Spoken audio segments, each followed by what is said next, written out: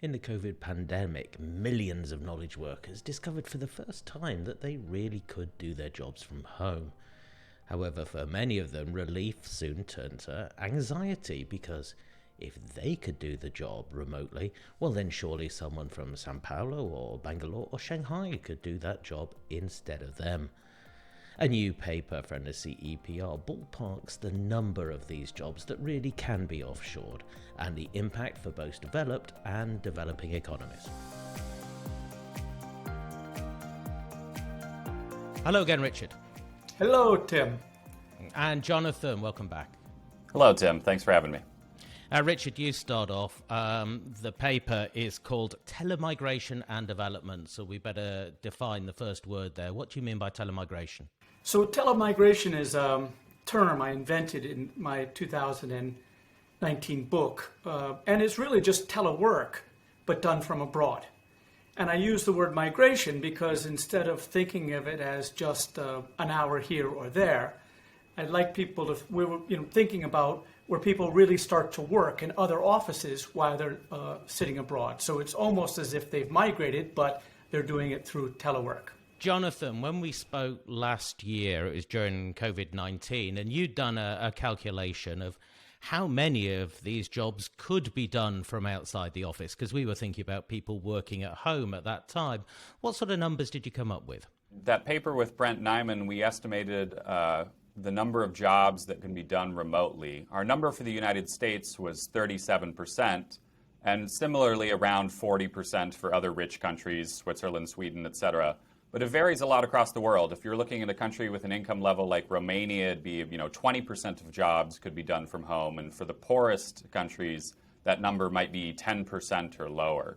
So it's these skilled jobs that are concentrated in high-income cities and high-income countries that could possibly go remote. And we saw that play out over the course of the pandemic. Yeah, so Richard, the logic is if those could go remote to someone's house, they could also go remote to the other side of the world, be done by someone else.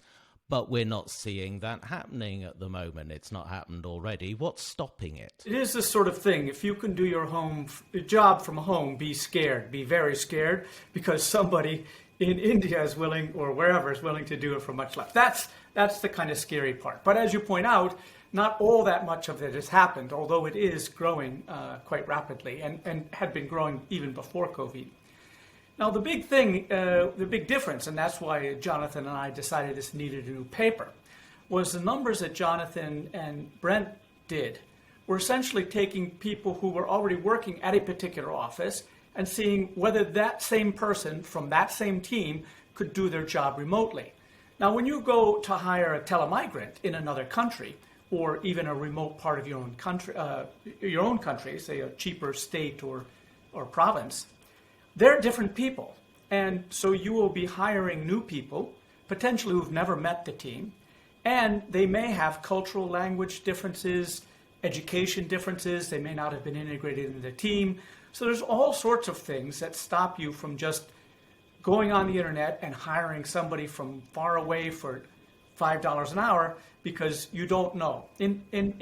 There is a concept by a Harvard Business School professor called cage difference, cultural attitudes. I can't remember what they all stand for, but it's basically, language, culture, the education, whether they're integrated into your team, whether they understand your way of working, and that sort of thing. So really, you're getting foreign workers who are also far away. And hiring foreign workers is hard, and it's especially hard when they're far away. So I, view this telemigration as sort of thin edge of the wedge, and it will come. Now, mind you, that's what happened with call centers. So when call centers used to be always local accents, and then it turned out to be accents that were a little more regional, and then it turned out to be accents from India. And then, of course, in India, they taught them Western accents, so the accent converged back again. But that's the basic idea, is they're really foreign workers. Jonathan, to put some numbers onto this idea, you have used a gravity model, a traditional gravity model of trade in goods, to estimate the impact of telemigration, especially on developing economies. But for that, you need to have some measurement of distance. How do you do that measurement of distance for services? We include traditional physical distance as one of those ingredients in the gravity equation, but of course we want to capture a lot more, a lot broader scope of international business frictions. So we're drawing the distinction between two questions. One is, can I do my job remotely, and can someone else do my job remotely? And that's subtle but important, because once we're saying it's somebody else, it's not me going home during the lockdown economy during the pandemic. It's, could someone else on the other side of the planet do it? Then we're considering a notion of distance that would be like cultural differences or, distance to the relevant context. So a job that we've classified as able to be done remotely is public relations specialist. But that's very intensive in English language skills, on oral communication skills, and also on a bunch of stuff that would be difficult to measure, like cultural context or sort of choosing the right words to reflect local circumstances. And so we've taken a series of variables that trade economists often use when running these kind of gravity regressions, which is, say, a shared colonial history, speaking the same language, having the same origin of your legal system, civil versus common law. These are kind of commonly used measures that capture these differences between countries in the gravity equation. But I think some of the job characteristics that we describe in the paper, like persuasion and social perceptiveness, highlight that there's a lot of other ingredients that are potential frictions that aren't so easy to measure in terms of the differences between somebody working nearby and the context halfway across the world. So you stick all these numbers into your gravity equation. What do you come out with in terms of the growth in trade or services, the growth in jobs? So, as you might expect, all these frictions tend to reduce the amount of trade and services between countries. You are going to see less trade, all else equal, if they're farther away, they speak a different language, there's a bigger difference in time zones, etc. But more than thinking about how much our change in work culture, this big take-up in remote work equipment and practices, is just that the initial levels of these flows are very small numbers. So Richard and I take the data on flows of business services between countries and, using an assumption about how much people get paid, convert those to a number of jobs. And there's only a couple million jobs involved in, say, the exports from India to rich countries currently in services. So even if we say that the world's going to be more integrated after the pandemic and these flows double or triple, we're still talking about very small flows of transactions, and those translate to very small numbers of jobs. So we would need a radical shift away from the baseline levels for this to be transformative in terms of development potential. The baseline number of jobs is just very small, and that constrains how big an impact remote work could have. Exactly as Jonathan said, it's not big yet, and the idea is that it's on a small base. Let me add 2 points. The first is that the gravity model is a symmetric thing. So as the difficulty of trading services goes down, then rich countries will export more services as well as import more services. And you go, well, it's so much more expensive. But the point is, in international trade, the victory doesn't always go to the cheapest. And quality and reliability, teamwork, packages, those things all matter. So, as the trade costs come down, as telemigration goes on, it will be two ways. But the point that Jonathan was making is, if you start with a small number and you double it or triple it or whatever, it's still a small number.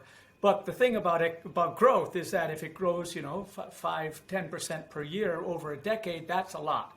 So you can get this kind of exponential explosion at the end. So I think the message is, in the near term, it's not really going to be an enormous upheaval, and it's certainly, may be very disruptive for some sectors in rich countries, but it's certainly not a new pathway to development in the next few years for countries that are going to have creating millions and millions or tens of millions of jobs in the case of some countries for these young people entering the market.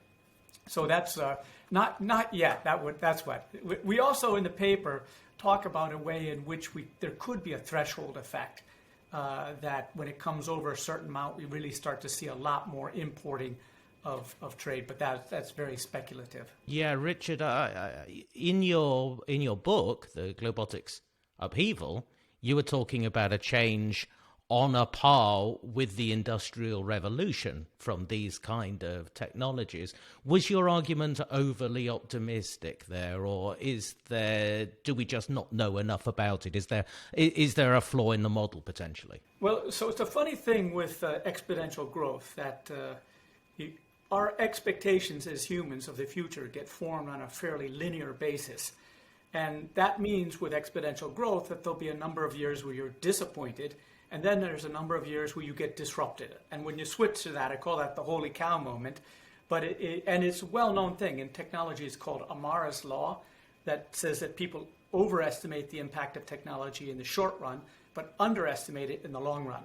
So I'm still quite confident that this thing will be enormously impactful. Maybe it'll take a little longer, but I think COVID actually accelerated it by I don't know how many years, 5-10 years. And COVID has definitely led to big shifts in the way service companies in rich countries do things, which are eventually opening it up to this kind of competition. So that's where I would go. And I'd like to just end this little comment with one of my favorite quotes about the future. And it was Gibbons, a sci-fi writer, said, "The future's already here. It's just not very well distributed." And if you look at some sectors like web development, telemigration is all over the place. You have international teams of people who do provide services on a very regular basis, and also on some of the kind of back office things that's already globalized. And so it's really just kind of spreading that. So I feel confident. I never really, I think in the book I talked about 5 or 10 years, but in any case, I feel confident that it will be very, very disruptive. If we have time later on, I can give you some more reasons. But. Jonathan, first of all, though, I was struck by the paper that you were very cautious about some of the estimates that you're making. It seems that there are a lot of gaps in what we know about the trade in services.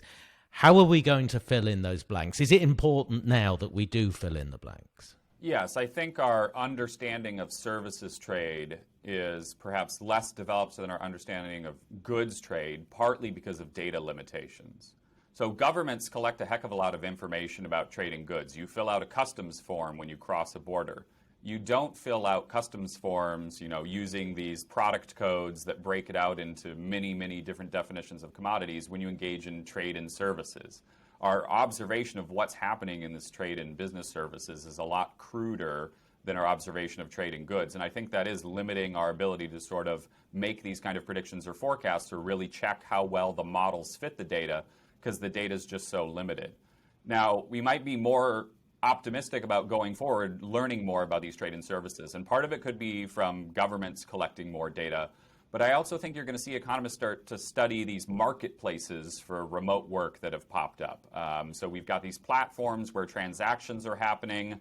And the great thing about these digital platforms is they throw off a ton of data, because if all the transactions are happening on the platform, all of that is automatically recorded. So I would expect that in the next couple of years, you're going to see a lot of researchers, economists, leveraging the kind of growth of these platforms to start saying in a lot more detail what kind of work is going to be telemigrants and what kind of work is going to be done, say, perhaps remotely but locally within countries. So I think we'll start to draw these finer distinctions between different types of tasks and different kinds of work. And some of this will also depend on the organizational choices made by firms. Part of the reason that telemigration might be low right now is because businesses haven't experimented with it. And our standard economic models, kind of assume that if you make a small change, you get a small response because it looks like how things have operated. Of course, we could see some structural break if a bunch of firms say we're going to organize ourselves and our workforce very differently than before. Richard, you promised us some extra reasons, some more thoughts. What do we need to know to calibrate those? So this is kind of why I feel very confident saying it's going to change things. So let's start with 3 facts. So the cost to moving services across borders is primarily related to digital technology, telecommunications fees, the ability to process information, store information, and transmit information. And those costs are going 1/2 about every 2 years. They get cut in half about every 2 years. But they start enormously high. And in fact, until fairly recently, we trade economists more or less said services were not traded because the tariff equivalent of the technological barriers and also some regulatory barriers would have been like, say, 1,000%. And people have actually estimated that. And you get hundreds or thousands of percents for the implications. Now, if you take 1,000% and have it in 2 years, it's still 500, which is a lot, and 250, et cetera, et cetera. But the point is that the barriers to the services are falling radically faster than the barriers to trading goods, which are all pretty low, and now the technology for shipping isn't changing that fast. So if you start with radically faster falling service barriers from levels of service barriers that are radically higher than goods, it's quite easy to predict that after a number of years, the growth of services will outstrip the growth of trading goods enormously. Moreover, if you look at what's been going on since the global financial crisis, it is true that goods and services have been growing faster. And in these kind of telemigrating fields like other business services, they're growing sometimes 3 or 4 times faster. There's a very good McKinsey report showing that. So I think we are seeing the very rapid growth from a very small base looking like nothing to worry about. But as we all went through the first, second, and third, and fifth wave of COVID, just because it's low right now doesn't mean it's going to be low in, after 4 or 5 doubling periods. So that's sort of why I do it. The other thing I'd point out is that, hey, we're telemigrating right now. We're producing a service with a zero price. That's because that's CEPR, and Jonathan and I are not getting paid anything because that's academics. But this is telemigrating to a virtual office where we're all, you in London, Jonathan in Chicago, me in Lausanne. We're producing a service that people around the world will then consume. The other point is that the technology that we all used in COVID is actually quite old technology. We just got all moved to the technological frontier at the same time. So COVID was like a conductor of an orchestra that pushed everybody at the same time. And that was enormously useful because usually those things take time and things happened in the corporate world that would have got a lot of people fired. But because it was COVID, it was all excused. And we all learned and made mistakes and now are better at it. But this whole thing about augmented reality and virtual reality you're starting to hear about will change qualitatively the feeling you have when you're together. And so those technologies are coming online, as we've all read about the metaverse and what Facebook's willing to do. But those are also not space shot. Those technologies exist. They're just not very widespread. So I think the remote experience will get less and less remote, and that will spur it on. So I think we all have to hold on to our seats, and people in the service sector are going to see competition that they're not used to. Well, it sounds like there's a lot of research to be done, and I gather that you two are going to be two of the people that are going to be doing it. But meanwhile, thanks for telemigrating with me today. Jonathan, thank you very much. Thanks for having me, Tim. And Richard, thanks as always. Thank you. It was a great pleasure. The paper we've been discussing is called Telemigration and Development on the Offshore Ability of Teleworkable Jobs, and the authors are Richard Baldwin and Jonathan Dingel. There's a link to download it on your screen now. And also don't forget Richard's book, The Globotics Upheaval, which has plenty more detail on the trends that we've been talking about today. Well, thanks for watching, and we'll see you soon.